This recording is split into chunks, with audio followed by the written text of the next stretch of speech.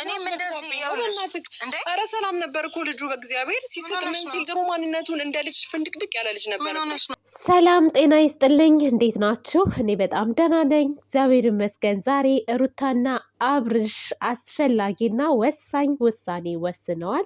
እሱም ደግሞ ከዚህ በኋላ ማንም ሰው በትዳራችን ጣልቃ ገብቶ ትዳራችንን ሊደበላልቅ አይገባም። ባልና ሚስት ብንጣላ መልሰን እንታረቃለን። ነገር ግን ጣልቃ የምትገቡ ሰዎች ዳር ላይ ትቀመጣላችሁ ብላለች። ይሄ ነገር በእርግጥ ለነ ሄርሜላን ብቻ ሳይሆን ለእኛም ጭምር ነው። በሰው ትዳር ውስጥ ጣልቃ ገብተን የምናወካ ሰዎች ልንጠነቀቅ ይገባል ብዬ አስባለሁ። ምክንያቱም እኛ አወራን፣ የተሳደበም ተሳደበ፣ ያማማማ፣ ነገር ግን ባልና ሚስት መልሰው ተገናኙ ማለት ነው። ይገርማል፣ ይገርማል፣ ግን በጣም ደስ ይላል። እናም ሄርሜላ ዛሬ ቁርጥ ያለ ነገር ተነግሯታል ማለት ነው። ከዚህ በኋላ በህይወታችን እንዳትገቢ ጣልቃ፣ እኔና አብርሃም ተስማምተናል፣ ትዳራችንን ልንቀጥል ነው። ስለዚህ ከህይወታችን እንድትወጪ በአክብሮት እንጠይቅሻለን ብላ እንግዲህ ሩታ እያቅርባላታለች። ከህይወቴ ውጭ ነው ወይንስ ደግሞ ከህይወታችን ውጭ ነው የምትይው ብላ ነው የጠየቀቻት። ሄርሜላም ኖ በፍጹም ከባለቤቴ ጋር ስርሽ ካለው ባለቤቴ ጋር መውጣት አለብሽ ብላ ደግሞ አብርሽን አለች ማለት ነው። እና ሄርሜላም በፍጹም አለች እንጂ በፍጹም አብርሽ የሆነ ነገር ልታደርግ አስባ ነው። እንዴት በዚህ ሀሳብ ትስማማለህ ወይ አብርሽ? እንዴ ሄርሜላ ምን ሆነሽ ነው ግን? እኔ አንዳንድ ጊዜ ሄርሜላ ያሟታል እንዴ? ቤተሰብ አብርሽ እኮ የሩታ ቦይፍሬንዷ እኮ አይደለም፣ ባሏ ነው። ባሏ ነው። ከባልነትም ደግሞ አልፎ ወልዷል እኮ ከሩታ። ምን እየነካሽ ነው የኔ ውድ? እሺ እነዚህ ልጆች ገና ቦይፍሬንድ ጋር ፍሬንድ ቢሆኑ እሺ እንደዛ ብቴ ለመጉዳት ፈልጋ ነው እንዴት ከእሷ ጋር እንደዚህ ትላለህ ምናምን ምናምን ብትይ እሺ። ግን የወለደላት እኮ የልጇ አባት ነው። ምን አይነት አስተሳሰብ ነው ያለሽ ሄርሜላ? በቃ አንድ ሰው ከህይወታችን ውጪ ካለሽ መውጣት ነው። በዚህ ልክ እሷም እንደዛ ብለሽ እሱም እኮ አለሽ። እሱም በቃ ከህይወቴ ውጪ፣ እኔ ከዚህ በኋላ ከሩታ ጋር ነው መኖር የምፈልገው። ይሄ እኮ በጣም ትልቅ ውርደት ነው። መለመን መለማመጥ እንዴ! ከተጎዳ የሚጎዳ። አንቺ ምን አስጨነቀሽ? ሚስቱ ተንከባከበው። ለምንድን ነው አንቺ ማትወጪው ከመሀላቸው? ምን አይነት ጉርነሽ! የእውነት እኔ በጣም እየገረመች ነው አሁን ዝም ብዬ ሳስበው። ልጅቷ ምን ሆና ነው ያልኩት። ጭራሽ የሆነ ነገር አስነክተሽ ሆነ የሆነ ነገር አድርገሽ ሆነ ማለት ጀመረች። ወይ እናት! የሆነ ነገር አስነካችማ ከተባለ አንቺ ነሽ አስነካሹ። ልጁ እንዳይናገር አደንዝዘሽዋል እኮ። አሁንም እኮ የግድ ነው ተናገር እያለችው የተናገረው ነቃ አላለም። እንደፈዘዘ ነው ያለው አብርሽ።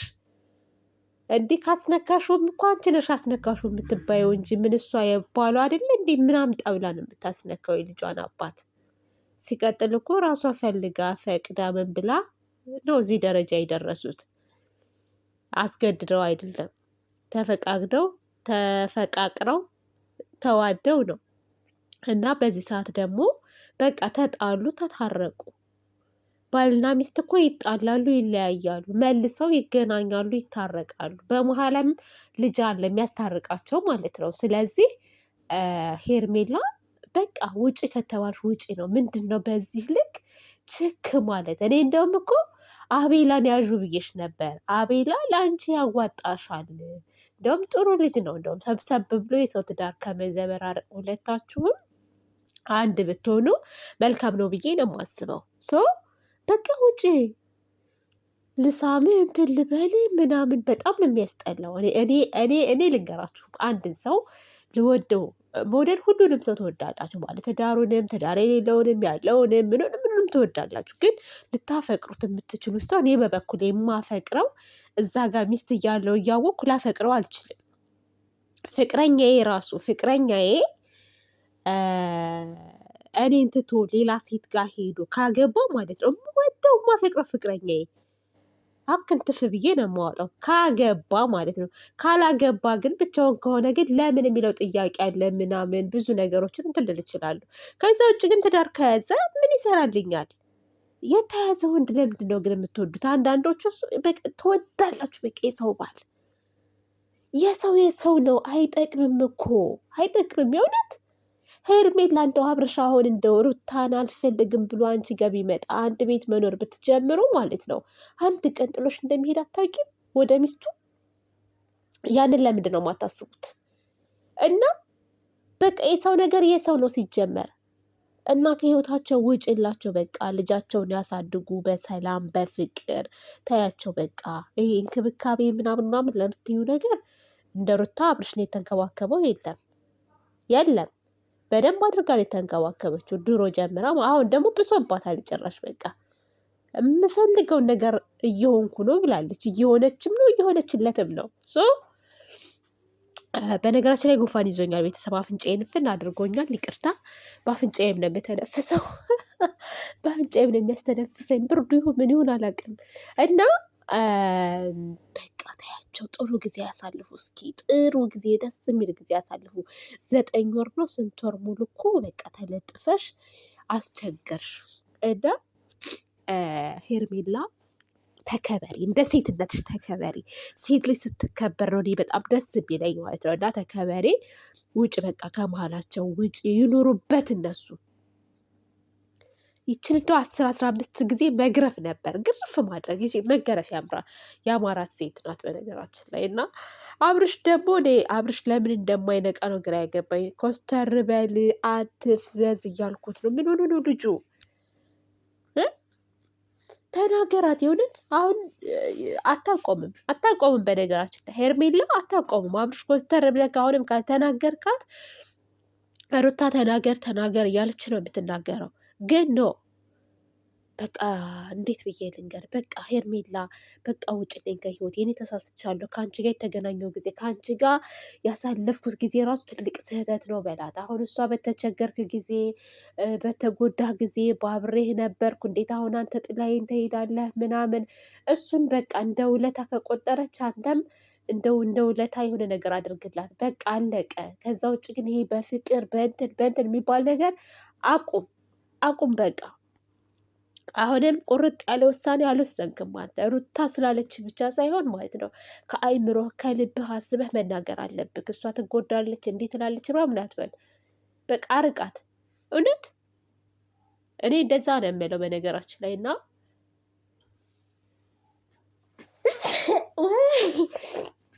ይቅርታ ቤተሰብ፣ ይቅርታ እያስነጠስኩ ነው።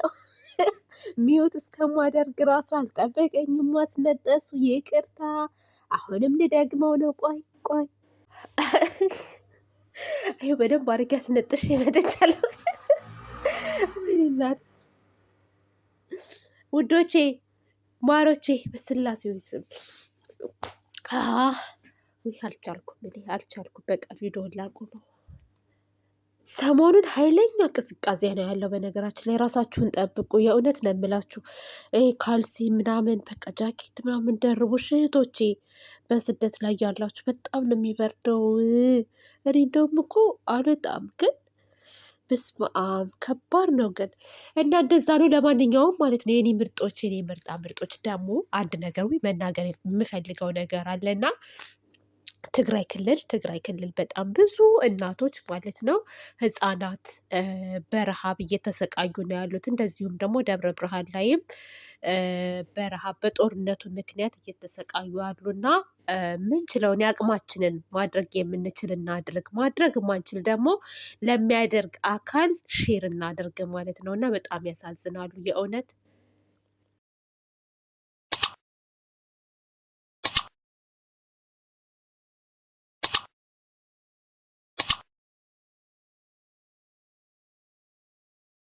ተሰርተሽ የደራ ልጅ ተኩለሽ